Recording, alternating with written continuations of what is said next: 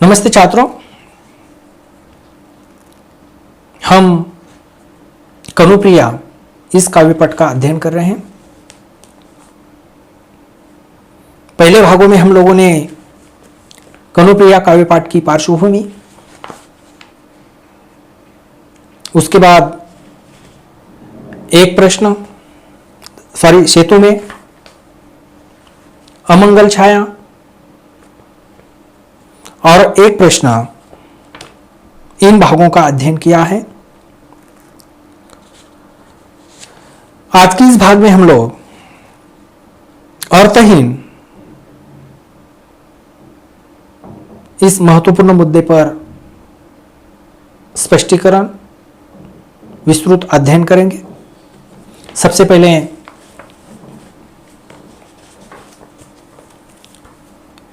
अर्थहीन इसका प्रकट वाचन करते हैं।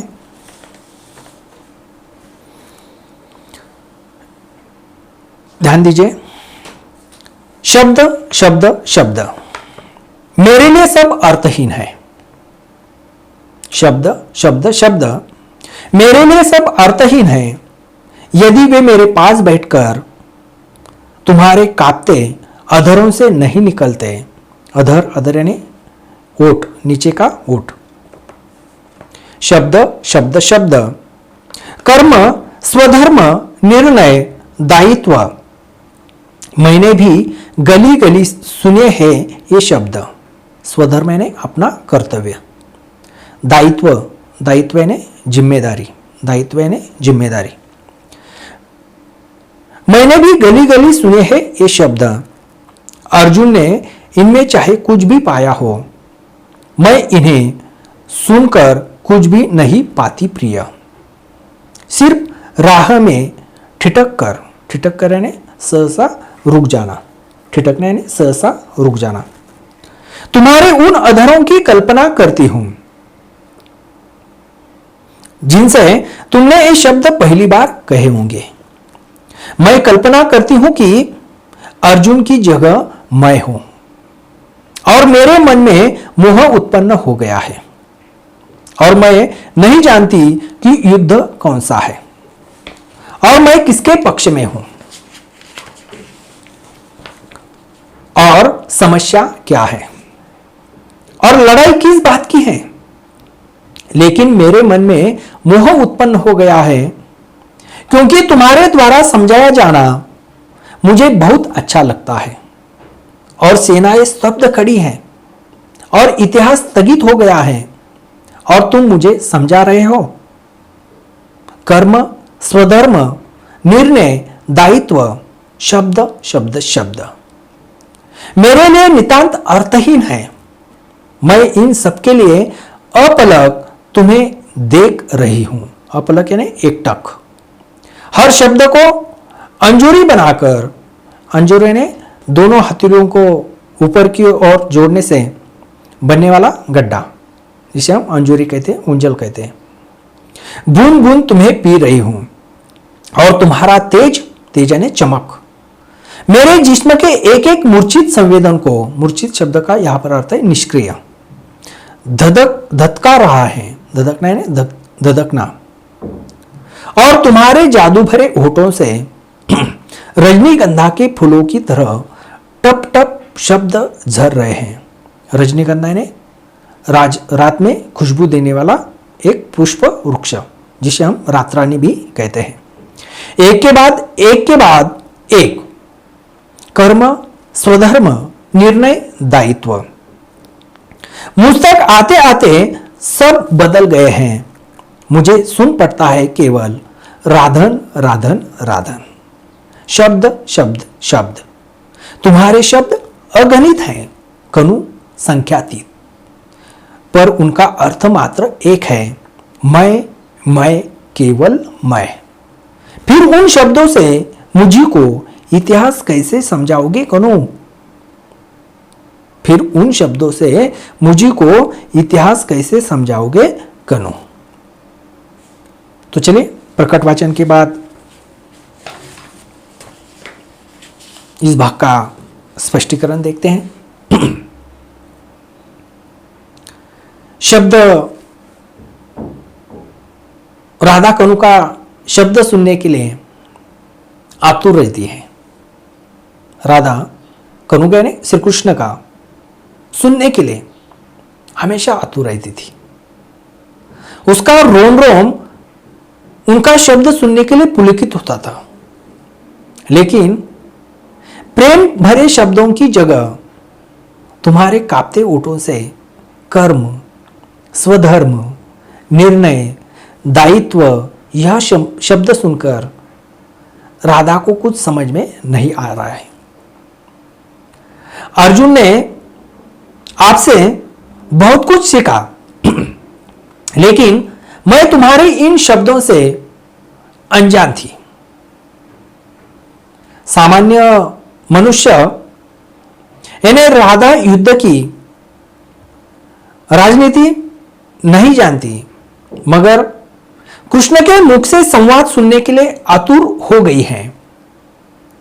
कृष्ण का समझाना उसे अच्छा लगता है क्योंकि वह उसका प्रिय सखा है। वह कल्पना करती है कि जब तुम समझाने लगते हो तब यह सेना युद्ध छोड़कर स्तब्ध हो जाएगी और महायुद्ध थम जाएगा। मैं तुम्हारा समझाना प्राण डालकर सुन रही हूं। कर्म, स्वधर्म, निर्णय, दायित्व यह शब्द गीता का उपदेश माना गया है। हर कोई उसका अर्थ अपने अपने अनुसार लगा रहा है। राधा के पास यह शब्द प्यार से भरकर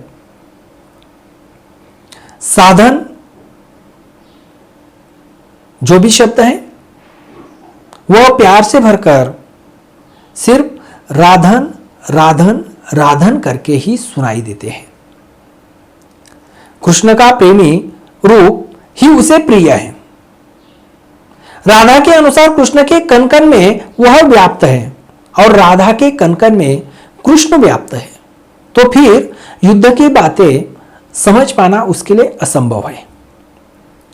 कवि ने राधा के माध्यम से आधुनिक मानव की व्यथा को शब्दबद्ध किया है, क्योंकि आधुनिक काल में हर मानव के मन में संघर्ष चल रहा है। जिस प्रकार राधा के मन में चल बिचल संघर्ष चल रहा है, उसी प्रकार आज के आधुनिक मनुष्य के मन में भी अनेक प्रकार का संघर्ष चल रहा है। वो व्यतीत है, उसी का चित्रण प्रस्तुत काव्य पाठ में किया गया है। उसमें आस्था, अनास्था, विश्वास, अविश्वास, युद्ध, प्रेम, सुख, दुख, इन सबके बीच भयंकर युद्ध चल रहा है। यह अंतरंग के आत्मा और परमात्मा के बीच का युद्ध है, क्योंकि इन दोनों के बीच जो 6 विकार हैं, व्यवधान है, उपस्थित करने का काम करता है। मनुष्य के मन में जो भी चल बिचल चल रही है, जो भी अनास्था है, जो भी अविश्वास है, जो भी दुख है, उदासी है, वह इन 6 विकारों के कारण ही है। जो लोभ, मोह, प्यार, इसके कारण ही चल रहा है। इन विकारों पर नियंत्रण पाने के लिए सच्चे प्रेम की जरूरत होती है। कवि का विश्वास है कि निस्वार्थ प्रेम पूरे विश्व को एकता के सूत्र में बांध सकता है। प्रेम ही सबको जिता सकता है। इसलिए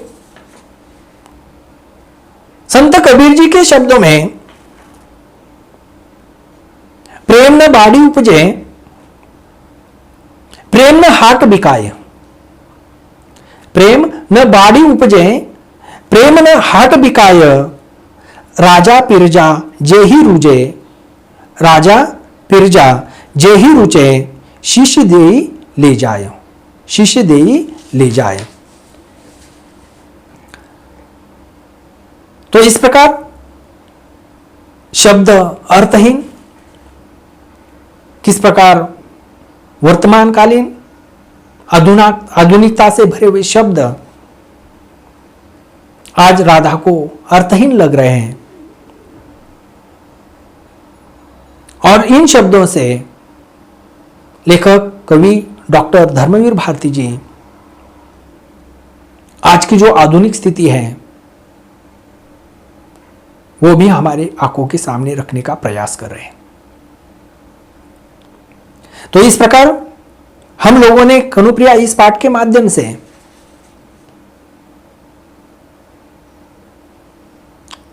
कनु यानी कान्हा श्री कृष्ण, प्रिया यानी उसकी प्रिया राधा के माध्यम से आधुनिकता वर्तमानकालीन स्थिति का भी वर्णन डॉक्टर धर्मवीर भारती जी ने किस प्रकार किया है, जो सार्थकता है उसका अध्ययन किया है। पूरे पाठ का जो सारांश है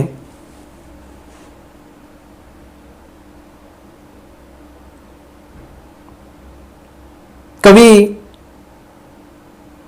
लेखक डॉक्टर धर्मवीर भारती जी ने कनुप्रिया इस काव्य की जो सार्थकता है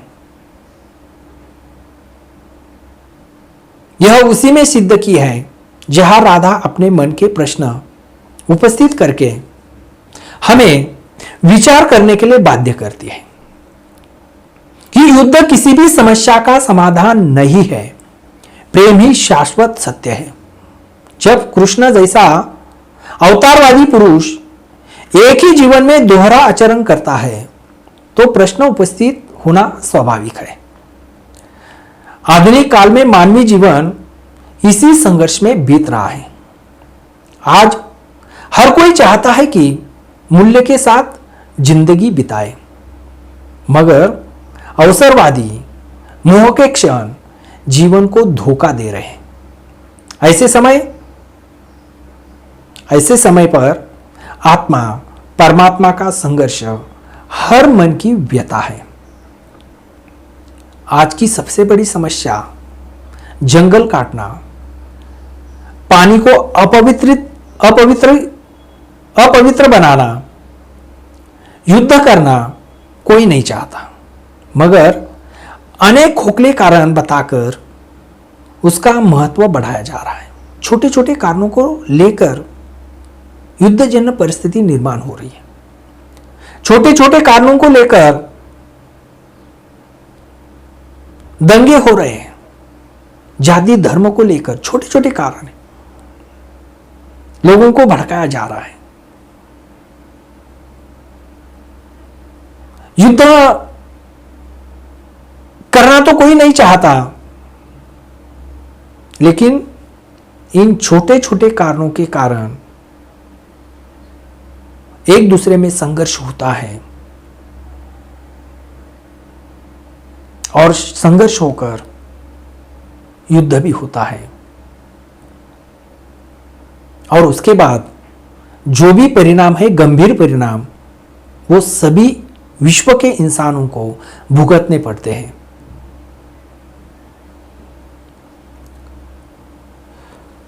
जैसे कि इस कनुप्रिया पाठ में हम लोगों ने देखा है कि कृष्ण अपने आचरण का कारण कर्म, स्वधर्म, निर्णय, दायित्व जैसे शब्दों के द्वारा प्रकट करता है, मगर इन सारे शब्दों के सही अर्थ जानने का हमें प्रयत्न करना होगा। माता पिता के प्यार को भूलकर निजी स्वार्थ हेतु जब बच्चे विदेश में रहते हैं और अपने कर्तव्य को भूल जाते हैं, तब माता पिता के हृदय में जो पीड़ा और स्मृतियां वेदना देती है वही दुख राधा के हर प्रश्न में छिपा हुआ है। पाठ नंबर 11 जो आपके 12वीं कक्षा के ही पाठ्य पुस्तक में है, कोक जाया, वो कहानी आप लोगों ने सुनी होगी। कितनी पीड़ा उस मां को होती होगी जो क्लास 1 अधिकारी की बेबी है, उनका बेटा विदेश में है। क्लास 1 अधिकारी रिटायर होने के बाद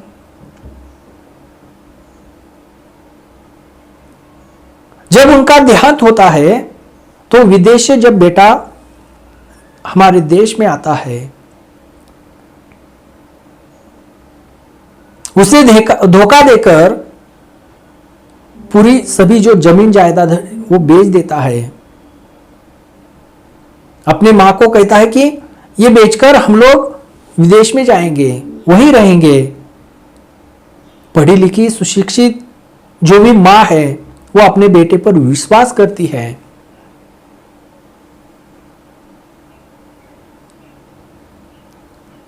जब वो एयरपोर्ट जाता है, अपनी मां को वही छोड़कर वो विदेश चला जाता है। वहीं पर बहुत देर तक मां अपने बेटे का इंतजार करती है, लेकिन बेटा वापस नहीं आता। फिर उसकी रवानगी वृद्धाश्रम में होती है और वही वृद्धाश्रम में वो अपना दम तोड़ती है। वृद्धाश्रम वाले जो है उन्हें कहते हैं कि मेरी अंतिम इच्छा है कि मरने के बाद भी मुझे या मेरे शव को, मेरे बेटे को मत देना। जो भी उनके दूसरे रिश्तेदार हैं उनको मुखाग्नि देने के लिए कहती हैं। जो भी कहने का मतलब है कि किस प्रकार की स्थिति है। जिस प्रकार उस वक्त राधा कृष्ण रासलीला हम सभी लोगों ने धारावाहिक के माध्यम से देखी है कि कितना अपने यमुना नदी से प्यार करता था, उस ब्रज भूमि से करता था, जो सखा है सवंगड़ी है उनसे करता था, राधा से करता था। लेकिन वही श्री कृष्ण जब बड़े होते हैं तो उन्हें छोड़कर वो मथुरा चले जाते हैं, द्वारका चले जाते हैं, इन्हें भूलते हैं।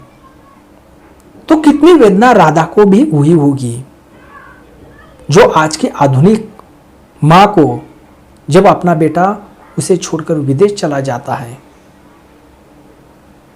उसे भी होती है। इस आधुनिकता को भी,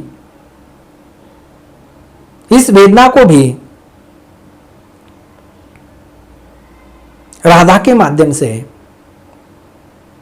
कवि लेखक डॉक्टर धर्मवीर भारती जी ने बताने की कोशिश की है। राधा, यही जो राधा है वो आधुनिकता कवि की नायिका बनकर आज के समाज के सामने यह प्रश्न उपस्थित करके हमें सोचने पर मजबूर करती है। किसी भी युग में युद्ध के अच्छे परिणाम कभी निकल नहीं सकते। विश्व में शांति लाने के लिए प्रेम ही सर्वश्रेष्ठ मार्ग बताया गया है और प्रेम के मार्ग पर ही चलना चाहिए। जब हम प्रेम के मार्ग पर चलेंगे विश्व भी शांति से रहेगा। घर में भी अगर हम सबके साथ प्रेम से व्यवहार करेंगे तो घर में भी हमारे सुख शांति हमें दिखाई देगी। प्रेम ही सुख का असली मार्ग है, यही बताने की कोशिश प्रस्तुत पाठ के माध्यम से लेखक कवि डॉक्टर धर्मवीर भारती जी ने की है। धन्यवाद।